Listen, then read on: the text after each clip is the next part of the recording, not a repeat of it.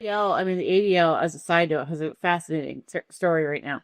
The same week that it came out that they removed their glossary of hate, they've been trying to clean up, quote, that they care about other types of hatreds. Because for a long time, the ADL, which has been a long time front group for the FBI, has pretended to care about things other than anti-Semitism, and it has, like other anti-hate, anti-bias content. Yeah. It has been slowly removing a lot of its like anti-Islamophobia content and other anti-hate content since October 7th.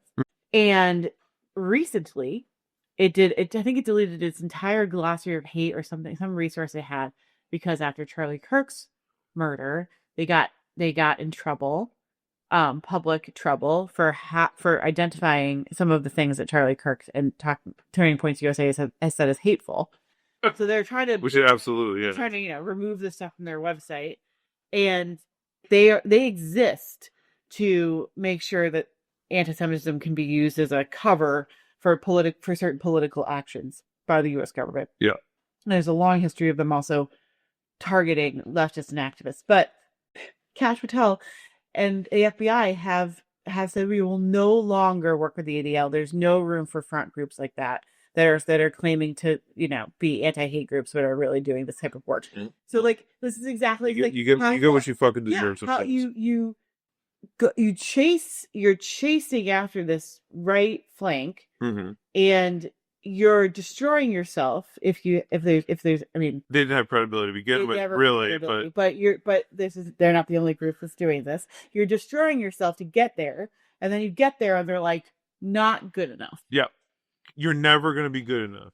Columbia University, you're never going to be good enough. They hate that you care about ideas. They hate that you read books. They hate that they're never going to allow you to be part of this. Okay, and that goes. If you're listening to this, you're not going to be able to hide. Right. Unless you're willing to hold the knife.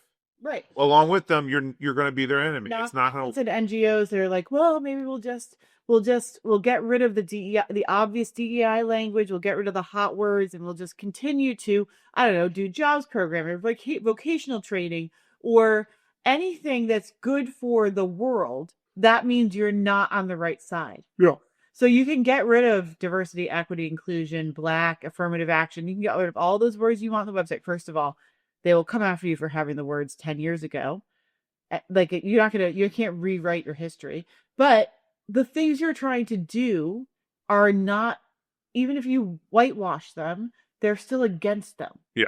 So, yeah. I mean, so why not have it like... Yeah. I mean, the next thing they're going to ask you to fire all the people who are Black who work at your agency. You're willing to do that to stay alive? And then you're going to walk into Handmaid's Tale and they're going to have you get rid of all the women. Right. Like, they're going to let you, and they will push you. They will enjoy pushing you bit by bit as far as you will go. So and they'll take a sadistic pleasure in it. Entertainment for them. Yeah. But have an ounce of integrity or courage and just say what you believe in. Yeah. I mean, the Anti-Defolition League is particularly galling because they didn't believe in anything. They were cynics the entire time. They weren't. But they weren't just desperately trying to stay alive. For example, if the FBI will hang them out to dry, then certainly any organization that's like an anti-hate organization who's trying to whitewash what they will and will not talk about. I mean, if the ADL is not far enough right for you, not far enough in the pocket of government and government bureaus, then you do not stand a fucking chance.